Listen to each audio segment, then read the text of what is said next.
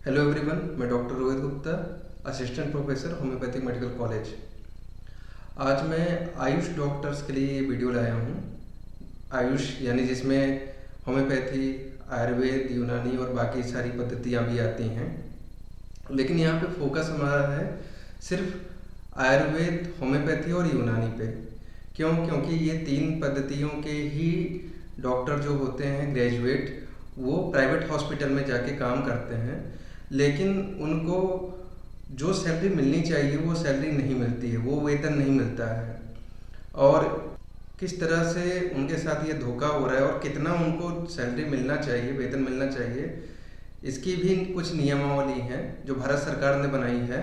और 1 अक्टूबर से नई नियमावली चालू होने जा रही है, जिसमें वेतन प्राइवेट सेक्टर में, प्राइवेट हॉस्पिटल में सबका बढ़ने जा रहा है, ताकि यहाँ पे किसी की भी मनमानी ना चल सके। तो ये जानकारी के लिए वीडियो में अंत तक बने रहिएगा और वीडियो को लाइक करिएगा, चैनल पे नए हैं तो सब्सक्राइब करिएगा और ज़्यादा से ज़्यादा अपने कलीग्स को शेयर करिएगा जो इस सेक्टर में काम कर रहे हैं, प्राइवेट हॉस्पिटल या प्राइवेट कॉलेज में। देखिए, यहाँ पे मैंने अभी शुरुआत होम्योपैथी से की है, आगे मैं आयुष का भी दिखाऊंगा। होम्योपैथी की गूगल पे सर्च करने पे डॉक्टर बत्रा एक फेमस चेन क्लिनिक है। इसमें मिनिमम सैलरी जो यूपी में है वो 30,000 से स्टार्टिंग है। डॉक्टर बत्रा की चेन क्लिनिक 2 टियर और 1 टियर सिटीज़ में है और लखनऊ 2 टियर सिटीज़ में आता है। ये नेक्स्ट एग्जाम्पल है, मैं जनरल इसे सर्च किया तो यहाँ पे भी हमको जो गूगल पे बता रहा है वो 30,000 पर मंथ की सैलरी के हिसाब से ही बता रहा है। ठीक है, 3.6 लाख पर एनम के हिसाब से अगर हम उसको डिवाइड करें तो 30,000 आता है। अब हम टोटल आयुष डॉक्टर के भी हम यहाँ पे सर्च कर रहे हैं। तो यहाँ पे देखिए, जो मैंने यहाँ हाईलाइट किया है रेड कलर के सर्कल में, यहाँ पे आयुर्वेद डॉक्टर का भी इतना ही एवरेज सैलरी दिखा रहा है, 3.6 लाख पर एनम, यानी 30,000 पर मंथ। फिर ये दूसरे में भी यही दिखा रहा है हमको 3,60,000 एक साल में। अब हम इस पोस्ट से आपको कंपेयर करके दिखाते हैं। ये एक पोस्ट निकली है, वैकेंसी निकली है होमी भाभा कैंसर हॉस्पिटल की। ऐसी बहुत सारी छोटी छोटी एजेंसीज और हॉस्पिटल या यूनिवर्सिटीज़ की पोस्ट निकलती है जिसमें ऐसे ही से वेतनमान होता है, सैलरी होती है प्राइवेट सेक्टर में। तो यहाँ पे देखिए, BDS, BHMS, BMS और MBBS के लिए मिनिमम 1 साल के एक्सपीरियंस के साथ इतनी सैलरी, ये 30,000 से 40,000 डिमांड कर रहे हैं, जिसमें ये आयुष को 30,000 से देते हैं और MBBS को 40,000 से देते हैं। जो लोग प्राइवेट हॉस्पिटल में काम कर रहे हैं उनको ये तो पता ही होगा कि वहाँ पे MBBS को 35 से 40,000 के आसपास स्टार्टिंग होती है, लेकिन उनके आधे या आधे से भी कम सैलरी पे आयुष वालों की सैलरी की स्टार्टिंग होती है, जो कि कहीं से भी जस्टिफाइड नहीं है। आप कहीं भी सैलरी का स्ट्रक्चर देख लीजिए तो वहाँ पे 3/4 आयुष की सैलरी होती है। आप चाहे परमानेंट जॉब में देख लीजिए, कॉन्ट्रेक्चुअल जॉब में, और यही जो स्ट्रक्चर है सैलरी का पोस्ट के हिसाब से, यही प्राइवेट में भी फॉलो होता है। तो फॉलो में इसीलिए देखिए, यहाँ पे एग्जांपल ये शो कर रहा हूँ कि यहाँ पर भी देखिए 30,000 से स्टार्टिंग हो रही है, ये 3/4 है, जबकि MBBS को 40,000 से स्टार्टिंग होती है।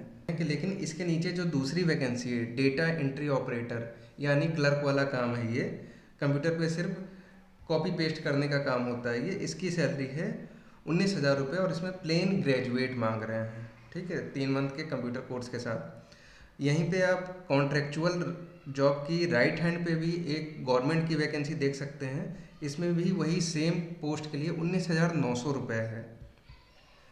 अब ये मैं आपको दूसरी गवर्नमेंट जॉब की वैकेंसी और सैलरी दिखा रहा हूँ। यहाँ पे देखिए, कार ड्राइवर की सैलरी है 19,900 स्टार्टिंग से। फिर उसके बाद यहाँ देखिए, पियून की सैलरी है यानी चपरासी, 18,000। यहाँ पे आप देखिए, जो खाना बनाते हैं कुक, उनकी सैलरी 18,000 है। जो सफाई वाले होते हैं, जो झाड़ू पोछा करते हैं, उनकी सैलरी 18,000 है। जो आया होती हैं, वार्ड बॉय होते हैं, सबसे नीचे की कैटेगरी की सारी पोजीशन है जॉब की, हॉस्पिटल्स की, इन सब की सैलरी 18,000 है। ठीक है, गवर्नमेंट जॉब में। लेकिन यहीं पे आप डाइटिशियन की सैलरी देख लीजिए 35,400, और नर्सिंग ऑफिसर मतलब नर्सिंग डॉक्टर के नीचे होते हैं उनकी सैलरी लगभग 45,000 से स्टार्टिंग हो रही है। ये दिखाने का पर्पज़ क्या है कि जो लोग प्राइवेट हॉस्पिटल में ग्रेजुएशन के बाद जो आयुष के डॉक्टर काम कर रहे हैं उनको पता होना चाहिए कि इन लोगों की सैलरी जो मैंने पोस्ट दिखाई है ये डॉक्टर से कम होती है, चाहे वो फिजियोथेरेपिस्ट हो, चाहे डाइटिशियन हो, चाहे नर्सिंग स्टाफ हो। ठीक है, इन सब की डॉक्टर से कम सैलरी होती है, और ये जो सबसे लोअर कैटेगरी के जॉब्स हैं आप उस सैलरी पे काम कर रहे हैं, मतलब आपको खुद ही नहीं पता कि आपकी मार्केट वैल्यू क्या है। और गवर्नमेंट ने इसके लिए एक मिनिस्ट्री बनाई है, उस मिनिस्ट्री का नाम है ministry of labour and employment. ये लेबर डिपार्टमेंट है, इसके अंतर्गत आता है, और ये इसलिए बनाई गई मिनिस्ट्री ताकि प्राइवेट सेक्टर में कहीं कोई मनमानी ना हो और किसी को कम सैलरी ना मिले। और इसी वजह से कल की ही ये न्यूज़ है, भारत सरकार ने 1 अक्टूबर 2024 से जो सबसे लोअर क्लास की सैलरी होती है, सबसे लोअर जो मज़दूर होते हैं उनकी सैलरी को संशोधित किया है और बढ़ा दिया है। तो उनकी सैलरी जब बढ़ेगी तो ऑटोमेटिक सारे प्राइवेट सेक्टर में सबकी सैलरी बढ़ेगी। और यहाँ पे आप देख सकते हैं जो लेबर क्लास है उनमें सबसे नीचे वाली जो पोस्ट होती हैं या फिर मज़दूर होते हैं उनकी मिनिमम अभी तनख्वाह कर दी गई है 20,358 रुपये प्रति माह। ठीक है, और उसके बाद जो थोड़े बहुत काम जानते हैं, जैसे लेबर के बाद मिस्त्री आता है, राजमिस्त्री आता है, तो उनके लिए 22,568 रुपये प्रति माह। जो थोड़ा बहुत लिखना पढ़ना जानते हैं, डेटा एंट्री का काम जानते हैं, जो हम लोग अभी 19,000 और 19,900 देखे थे, उनका बढ़ के 24,800 हो गया। और जो लोग गार्ड हैं, गार्ड का काम करते हैं हथियार के साथ, उनकी भी 26,900 से स्टार्टिंग हो रही है। मतलब कि अगर आप आयुष डॉक्टर हो के ये 20, 25, 26 हज़ार की नौकरी पे आप काम कर रहे हैं किसी हॉस्पिटल में, तो इससे अच्छा अपनी डिग्री फाड़ के फेंक दीजिए और सड़क के किनारे ठेला लगाइए, उससे ज़्यादा कमा लेंगे।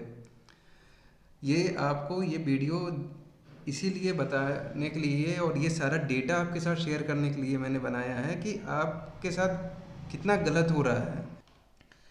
तो आप वहाँ पे अभी आपने देखा कि डेटा एंट्री वाले की सैलरी थी 19,000, ठीक है, और आयुष डॉक्टर की सैलरी स्टार्ट हो रही थी 30,000 से।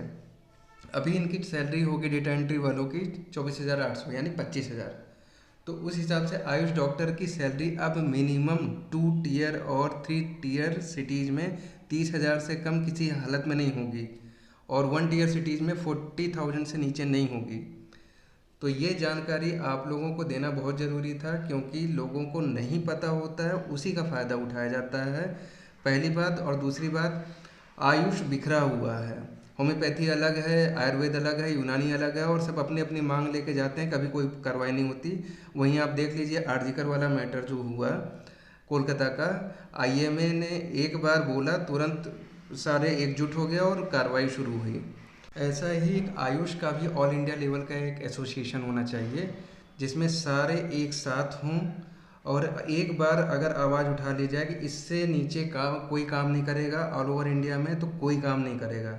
और अगर किसी के साथ वहाँ पे गलत हो रहा है, चाहे वो प्राइवेट स्कूल में स्टूडेंट के साथ हो रहा हो, चाहे प्राइवेट हॉस्पिटल में डॉक्टर्स के साथ हो रहा हो, या प्राइवेट कॉलेज में किसी के साथ हो रहा हो, तो सब एक दूसरे के लिए एक साथ खड़े होंगे, तभी कुछ हो पाएगा और आवाज़ सुनी जाएगी।